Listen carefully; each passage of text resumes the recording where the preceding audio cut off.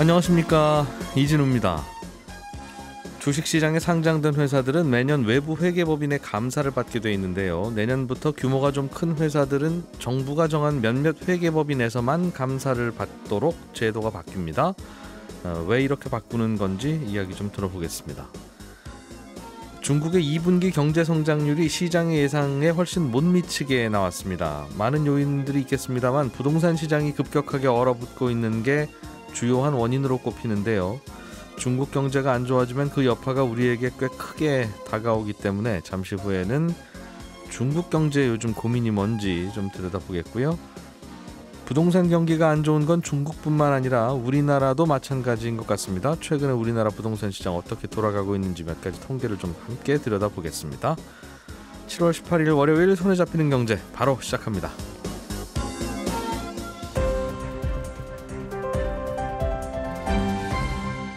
이진우의 손에 잡히는 경제.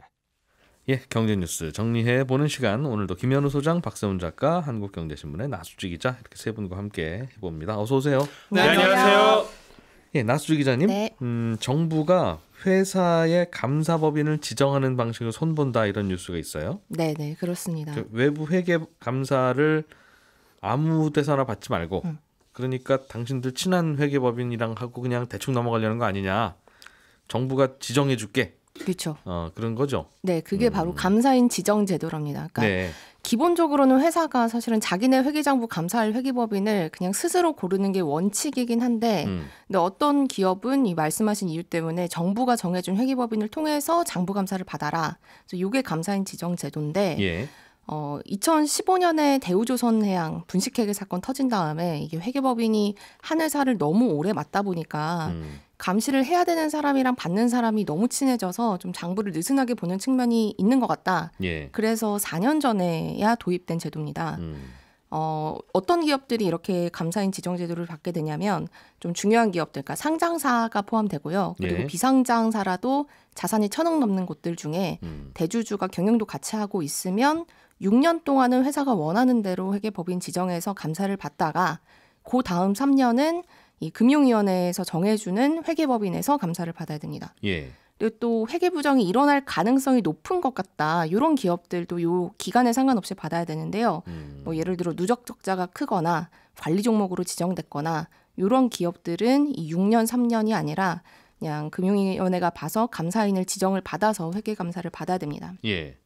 근데 이렇게 그 당국에서 회계법인을 지정해 줄 때 그냥 이렇게 무작위로 정해주는 게 아니라 회사 규모가 좀 크면 회계법인도 좀 크고 능력이 검증된 곳들을 짝지어 주도록 되어 있거든요. 들여다볼 게 많으면 큰 회계법인한테 맡긴다? 네, 그렇습니다. 예. 그래서 예. 이번에는 이번에는 회계법인 등급을 그렇게 매겨놓고 회사의 자산 규모에 따라서 매칭을 해주는데 네. 이 제도를 조금 손보겠다라고 했습니다. 쭉 말씀하신 거 들어보니까 취지도 그렇고 그냥 그렇게 돌아가겠구나 네. 하는 생각이 드는데 뭐 좀 손볼 게 있었나 봐요?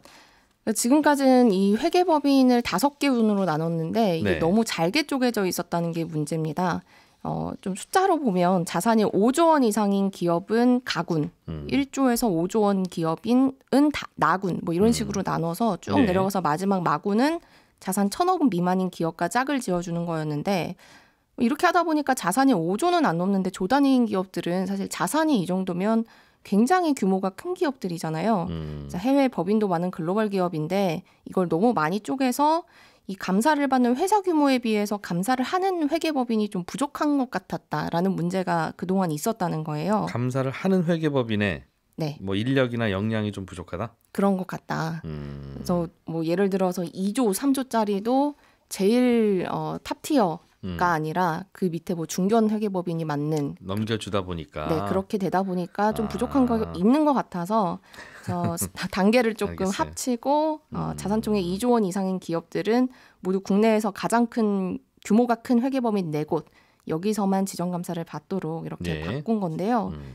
근데 사실 요 뉴스를 더 눈여겨봐야 되는 게 이렇게 바뀌었다 요거 자체보다도 네. 요번 개정이 이 감사인 지정 제도를 좀 바꾸는 시작점이 될 가능성이 상당히 높기 때문입니다.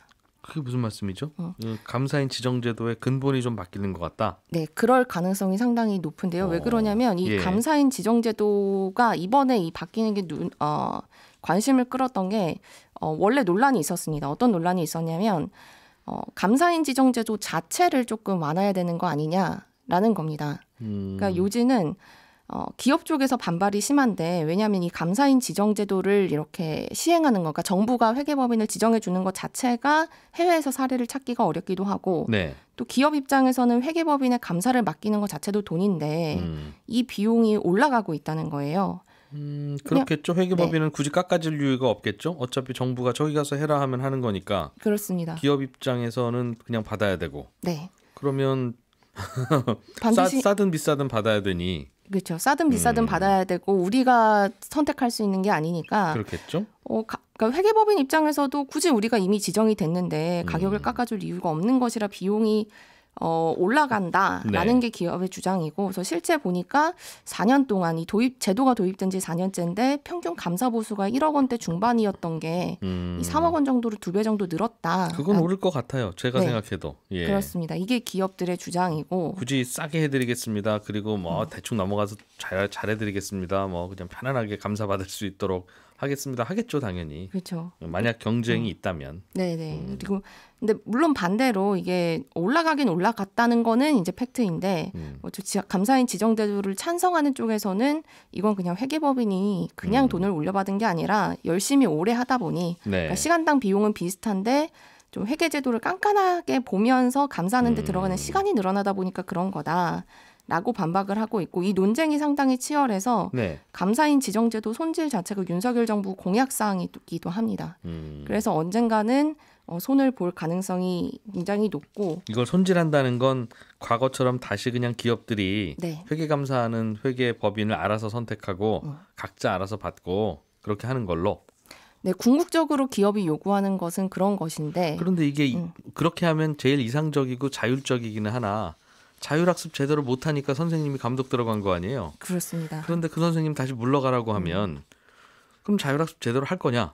거기에 대해서 뭔가 믿음이 생겨야 다시 편안한 제도로 돌아가는 거 아니겠어요? 네, 맞습니다. 그래서 약간 중간적인 어떤 제대로 그나마 이야기가 나오는 게, 그러면 정부가 감사인을 지정하기는 해라. 네. 대신에 좀 여러 군데, 한 뭐 두세 군데를 지정을 해서 그 중에서는 기업이 고를 수 있게 하자. 뭐 이런 식의 이야기가 나오고. 2개나 3개 가지고 그 안에서는 우리가 고를게. 네. 그렇게 하면 조금 더 양쪽의 균형을 맞출 수 있지 않겠느냐라는 겁니다. 그러니까 그러면 균형이 무너지죠. 원래 그런 일이 벌어진 이유가, 즉 자율학습이 제대로 안 됐던, 자율검사가 제대로 안 됐던 이유가, 회계법인 A가 있고 회계법인 B가 있으면 네. 기업 입장에서는 A 또는 B 아무거나 선택할 수 있으면 선택받은 쪽에서는 편안하게 감사를 받게 해드려야 될 것, 그래야 다음 이듬해에도 또 감사할 수 있을 거 아니겠습니까? 그렇죠. 그러니까 경쟁이 조금이라도 있으면 이건 부실 감사의 원인이 되는 건데, 2개를 경쟁시키든 3개를 경쟁시키든 그건 마찬가지죠.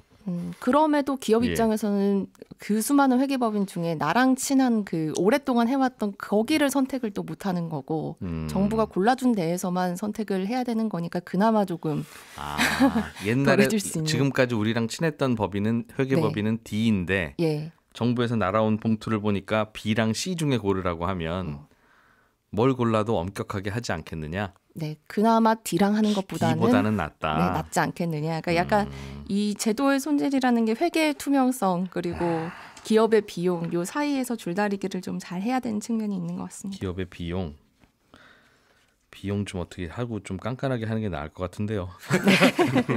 비용은 좀 더 들더라도 물론 기업의 비용이니까 부담스럽긴 할 텐데 이거야 뭐 어떻게 정부가 뭘 해주든 혹은 무슨 기금에서 쓰든 알겠습니다. 그런 고민이 좀 있군요. 네. 박 작가님, 네. 중국의 경제가 안 좋다고 합니다. 2분기 경제 성적표가 안 좋게 나왔네요. 네, 중국이 예. 재채기를 하면 우리 경제는 감기에 걸린다는 말이 있을 정도로 중국 경제가 어떻게 되느냐, 이게 우리에게도 중요한 문제인데 2분기 경제 성장률이 작년 2분기 대비 0.4% 성장한 걸로 나왔습니다. 예. 2020년 2분기에 마이너스 6.8% 나왔었는데 이 당시가 우한에서 코로나 발생했을 때죠. 그때 이후로 가장 낮은 수치입니다. 참고로 지난 1분기 경제 성장률은 4.8%였거든요. 네.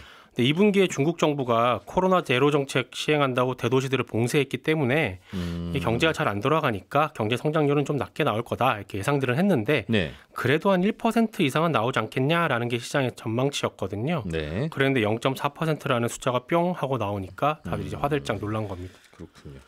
뭐 2분기에는 중국의 주요 도시들이 다 막혀 있었으니까 네. 아무런 경제 활동이 안 됐을 거고. 그렇죠. 뭐 그러면 뭐 그래도 작년 정도의 GDP는 만들었습니다 하니까 뭐 그럴 수도 있겠다 싶기도 하고. 네, 생각보다 부진하기는 했다. 그렇습니다. 봉쇄가 좀 풀렸죠, 그래도 네. 중국이? 그러면 3분기부터 좀 나아지면 되는 거 아닌가요? 그러면 다행이긴 한데 예. 지금 부동산 쪽이 심상치가 않다는 게 문제거든요. 네. 왜냐하면 중국 정부가 작년부터 부동산 거품 꺼트리려고 이런저런 규제를 많이 했습니다. 대표적으로 대출이 잘 안 되게 했던 건데 규제를 너무 강하게 했더니 부동산 시장이 훅 하고 주저앉았거든요. 중국 부동산 얘기죠? 중국 부동산 얘기입니다. 예. 그래서 올해 초부터는 규제를 완화를 하고는 있는데 한번 꺼진 부동산 시장이 다시 잘 안 살아나고 있습니다. 수치로 좀 보면 10개월째 주택 가격이 지금 연속으로 내려가고 있고요. 주택 판매 규모도 11개월 연속 감소 중입니다. 이 정도 기간으로 위축이 됐던 건 1990년 후반 이후 처음 있는 일입니다. 예. 부동산 시장이 이렇게 안 좋으니까 최근에 중국에서 무슨 일이 일어나고 있냐면 은행에서 주택담보대출로 돈을 빌린 사람들이 대출 갚는 걸 거부하는 움직임이 점점 커지고 있어요. 며칠 전에는 대규모로 집회도 한번 가진 적도 있었는데 그때만 하더라도 그냥 사정이 좀 어려운 분들이 있나 보다. 왜냐하면 예전에도 그런 적이 있긴 있었거든요. 정도로 생각을 했었는데 지금 보니까 규모가 계속 커지고 있어서 이게 지금 정확한 숫자는 아닙니다만 현지 업계에서는 중국 전역에 걸쳐서 한 100여 개 아파트 단지에서 대출 상환 거부 운동이 벌어지고 있는 걸로 보고 있습니다. 집 살 때 받은 대출 안 갚기 운동? 네, 은행이 안 주겠다라는 겁니다. 이자 원금 안 내겠다? 네. 왜요? 왜? 주택담보대출을 돈 빌려서 아파트를 분양받았는데 그 아파트가 계약된 기간 안에 완공이 안 되는 겁니다. 근데 중국도 대부분의 아파트를 선분양하거든요. 예. 그런데 아파트가 제때 안 지어져서 입주를 못하게 되니까 그럼 우리 은행한테 빌린 돈 안 갚겠다라고 나오는 겁니다. 그런데 아파트를 짓는 건 건설회사고. 건설사하고 싸울 일이지 왜 돈 빌려준 은행을 볼모로 잡느냐. 네. 이게 궁금하신 거잖아요. 예. 중국은행은 대부분이 정부 소유거든요. 아. 그러니까 이 사태에 대해서 정부가 나서서 빨리 책임을 져라라는 의미를 갖고 있는 집회입니다. 그러면 아파트가 왜 잘 안 지어집니까? 부동산 개발업체들은 주로 이제 부채를 끌어들여서 땅을 사고 거기에 아파트를 짓고 분양해서 팔고 그 돈으로 빌린 돈을 갚는 그런 구조거든요. 뭐 우리랑 비슷하죠. 그렇죠. 예. 처음부터 돈을 아주 많이 가지고 있지 않다면 대부분 부채를 끌어서 사업을 합니다. 네. 그런데 작년부터 정부가 부동산 시장 규제를 강하게 하니까 아파트 사려는 사람들이 줄게 되었고요.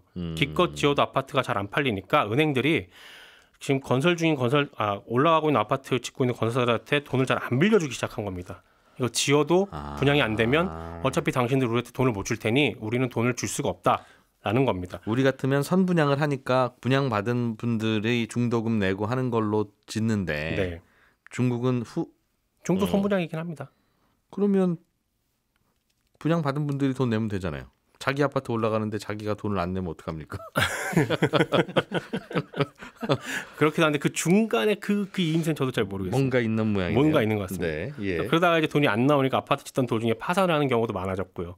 중국 정부가 또 강하게 규제하니까 헝다 같은 것들도 이제 유동성이 좀 어려움을 겪게 되면서 파산하게 되고 예. 그러다 보니까 못 짓는 아파트 많아지고 그러다 보니 은행들이 돈도 잘 안 빌려주고 근데 또 이제 은행에서 빌린 그 소비자들도 돈을 못 내겠다고 해버리니까 그러면 이제 문제가 어디로 가게 되냐면 은행의 부실 채권이 많아질 수가 있거든요. 그렇겠죠. 돈을 그렇겠죠. 빌려주고 네. 못 받았으니까. 그러면 부동산 문제가 금융권 부실로까지 이어질 수 있는 문제라서 지금 이거 심각하게 보고 있는 겁니다. 물론 지금 이 사태가 2008년에 미국에서 있었던 서브프라임 사태처럼 네. 아주 큰 위기로 발전할 가능성은 적거든요. 왜냐하면 아까도 말씀드렸듯이 중국은행은 대부분 정부 소유라서 네. 만약에 은행이 진짜로 어려워지면 정부가 돈을 넣을 거기 때문에 크게 문제가 될 거로는 안 보긴 합니다. 예. 근데 앞으로 부동산 경기는 더 안 좋아질 거라는 전망들이 많고 중국 부동산 시장이 중국 GDP 한 30%를 차지할 정도로 비중이 크기 때문에 예. 중국 경제 전체에도 악영향을 미칠 가능성이 매우 높은 상황입니다. 그게 좀 문제군요. 그렇습니다. 그래서 다부터 은행이 좀 부실해지니까 또 중국의 일부 도시에서는 은행으로 가서 예금 찾느라고 네. 또 뱅크런 일어나고 뱅크런? 있죠. 네, 굉장히 대규모로 일어나고 있다는데 그렇습니다. 참 중국은 그런 일이 벌어져도 그냥 잠잠하게 넘어가는 거 보면 참 대단한 나라 같기도 하고 신기한 나라 같기도 하고. 이 내용이 사실 대규모 예. 시위했다라는 것도 중국 언론의 보도가 잘 안 되고 있어요. 지금 SNS로 알려졌고 예. 외신들 보도로 나오고 있는 거거든요. 아하. 그런 상황이고 중국 경제는 우리에게도 굉장히 중요하기 때문에 저희 예. 오늘 11시 5분에 중국 전문가 한 분 더 모셨으니까 그때 조금 더 자세하고 전문적으로 짚어보겠습니다. 그렇군요. 예. 김현우 소장님, 네. 우리나라 부동산도 요즘 걱정거리가 좀 생기는 겁니까? 이런저런 좀 특이한 일들이 많이 벌어지고 있습니다. 일단은 이 주택산업연구원에서 6월 지난달 아파트 입주율이라는 걸 발표를 했는데 예. 입주율은 입주가 마감되는 이번 달에 입주가 마감되는 단지 중에서 분양된 세대 대비 잔금을 못 치른 세대의 비율입니다. 미분양은 제외된 수치인데 분양이 됐는데 못 들어오신 분들이죠. 예. 요게 이제 비율이 전국적으로 봤을 때 82.4%인데 입주를 못하는 사유는 거의 대부분이 잔금을 마련하지 못해서 100세대 중에 한 18세대 정도가 입주를 못했다라는 거죠.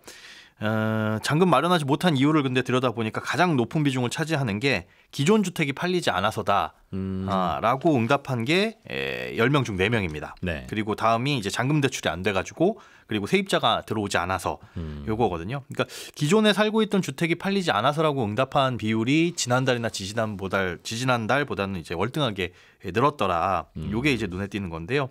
요게 이제 금리가 오르면서 주택 매수 심리가 한풀 꺾였다. 네. 뭐 이렇게 볼 수도 있는데다가 주택의 형태에 따라서 지역에 따라 또 매매가 안 되는 경우도 있거든요. 지금 뭐 손경제 상담소에도 이런 상담이 간혹 오고 있는데 홍보 아닙니다.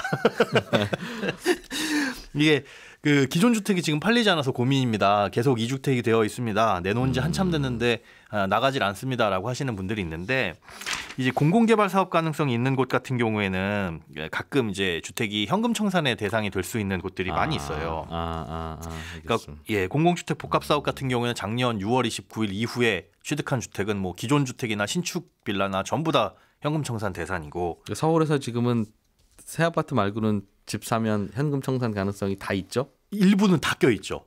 거의 대부분. 이 동네는 절대 재개발 재건축은 안 될 거야 하는 동네가 어디 있습니까? 그렇죠. 그러니까 새로 지은 지 얼마 안 된 건물로만 둘러싸인 동네라고 한다면 거기야 뭐 다시 재개발이 안 할 테니까 안심이지만. 그렇죠. 그런데 이거 빨리 정리를 좀 해줘야 될 것 같은데. 네, 이 부분이 지금 크게 문제라서 사실은 그 집에 들어가서 왜 그런 수요들 있잖아요. 아파트는 비싸고 새로 짓는 집은 비싸니까 예. 구축 주택에 들어가지고 그냥 살아야겠다라고 생각한 분들도 낡은 집 낡은 빌라 살려는 분들도 네, 그 동네가 공공개발 사업에 들어가면 다 현금 청산 당하니까. 맞습니다.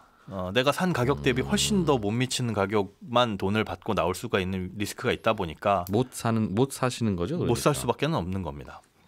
원래 사지 말라고 사실은 이렇게 규제했던 건데. 그렇죠. 괜히 입주권을 노리고 그런 투기 세력이 투기 수요가 발생할까 봐 막아둔 건데 이 실수요자들까지도 막아버리는 상황이 아니, 돼버린 그래서 어느 지역은 공공개발 할 거니까 여기는 사지 마십시오라고 하면 거긴 안 사면 되는데. 그렇죠. 발표가 나면 그때부터 현금 청산입니다 해도 되는 건데 근데 작년 6월 이후로 딱 기준을 정해놓고 어디서 공공개발할지는 아직 안 정해놓으면 그렇습니다. 서울 전체가 시한폭탄되는 거죠. 맞습니다. 그래서 그 리스크가 포함되어 있기 때문에 사실 안 팔린다. 예, 실수요자가 집을 살려고 했다가도 이 사실을 안다면은 선뜻 살 수가 없는 상황이 돼버리는 그런 거죠. 부분도 있군요. 네.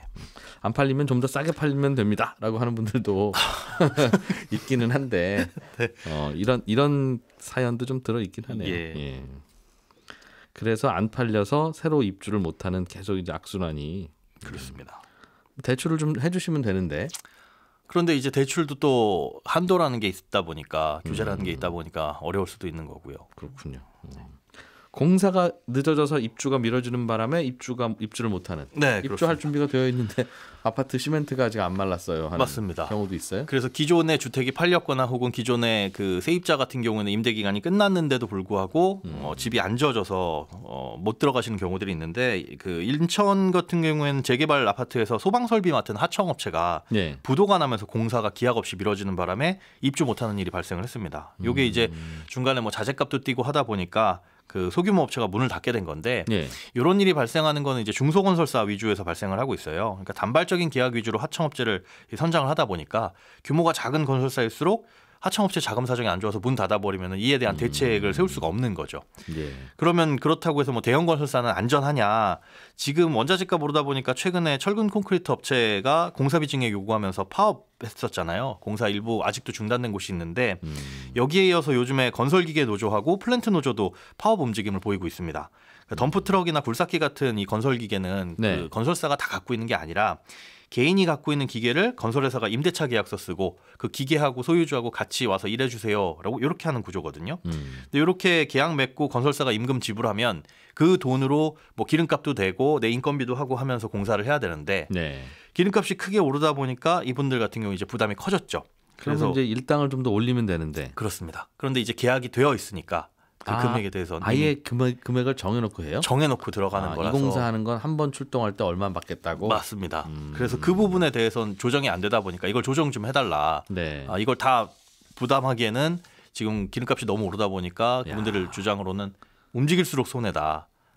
이분 사정도 딱하긴 한데 그러면 공사하는 건설 회사도 평당 얼마에 건설해 주는 걸로 이미 계약을 했어. 그렇죠. 거기 그 안에서 다 계산이 나온 건데 그럼 이쪽 올려주면 그럼 건설 비용도 누가 올려주냐 하면 그건 또 안 올려주면 맞습니다. 올릴 수 않을 거고. 예. 그러면 이제 건설사가 그 피해 혹은 이익이 줄어드는 걸 고스란히 감수를 해야 되는데 어느 정도까지는 그게 가능할 수도 있겠으나 공사는 일단 진행이 돼야 되니까요. 예. 그런데 지금 상황에서 이렇게 계속적으로 이런 일이 발생을 하게 되면 이제 건설사도 앞으로 길게 보면 제대로 불안할 지을 수 수 있겠다. 있을지도 걱정이 늘는 거죠. 사실 중간에 그래서 유명한 건설사들을 끼는 이유가 네. 이래서 그러는 걸 거예요. 그러니까 우리는 유명한 건설사가 그 수준은 받고 네. 실제로는 다 하청업체들한테 맡기고 본인들은 하는 일이 없다고 네.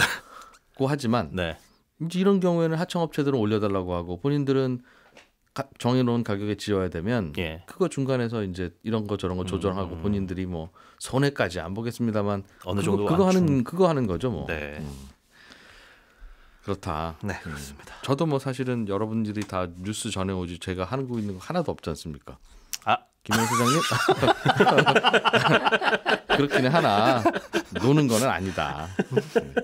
제가 그 말씀을 좀 드리고 싶어서. 네, 그렇군요. 요즘 뭐 시세들도 좀 들썩들썩하기도 하고 또 불안불안하기도 하고 하는 모양이에요. 네, 이제 거래가 조금 달라지는 경우가 있는데요. 네. 정확히 이제 월세가 늘고 있습니다. 올해 상반기에 서울에서 거래된 아파트를 보니까 월세나 반전세처럼 월세가 조금이라도 낀 아파트의 거래가 2011년 통계 집계를 가장 많이 늘었더라. 예. 월세가 늘어난 건 여러 가지 원인이 있을 텐데 일단 전세 가격 크게 올라서 뭐 월세로 돌아서신 분들도 계실 거고 올려줄 돈이 목돈이 없으니까. 그렇습니다. 뭐 세금 부담에 전세보다는 월세를 선택한 집주인도 있을 거고요. 월세 달라고 한다 이거죠. 집주인이 그렇죠. 거꾸로. 네. 네. 그리고 금리가 올라서 대출보다는 월세로 전환하는 게 낫겠다라고 생각한 세입자도 있을 수 있고요. 이게 굉장히 대출보다. 신기한 현상이더군요. 예. 그러니까 은행에서 전세 대출을 받는 그 금리보다 예. 월세 전환할 때 전환 비율이 훨씬 싸서 네, 맞습니다. 세입자도 그냥 월세 내는 게 싸네 네. 하는 경우가 생긴다고요. 되게 이례적인 상황인 거죠. 금리가 많이 오르니까. 그리고 예. 또 한 가지가 이제 기존에 월세 신고를 안 하던 게 신고가 집계돼서 그럴 수도 있다는 겁니다. 그러니까 지금은 원래 이제 했어야 되는 전월세 신고제가 계도 기간 뭐 연장이 되긴 했지만 6월 1일부터 시행했어야 되잖아요. 예, 그러니까 예. 그거에 맞춰서 미리미리 신고를 하신 분들이 늘어나서 일 수도 있다는 거죠. 실제로 보면 전세 계약 건수가 작년보다 줄진 않았거든요. 같은 기간 대비 오히려 늘었습니다. 작년, 재작년 그 이전에는 월세 계약은 아예 신고 안 하는 분들이 많았는데 네, 최근에는 그게 의무가 되다 보니까 네. 신고를 많이 하고 그렇습니다. 그래서 월세가 늘어난 걸로 집계된다. 그런 것도 영향이 없지 않아 있습니다. 그 영향도 꽤 있겠네요. 네. 알겠습니다. 네, 저는 11시 5분에 이어지는 손에 잡히는 경제 플러스에서 또 한번 인사드리러 오겠습니다. 이진우였습니다. 들어주신 여러분 고맙습니다.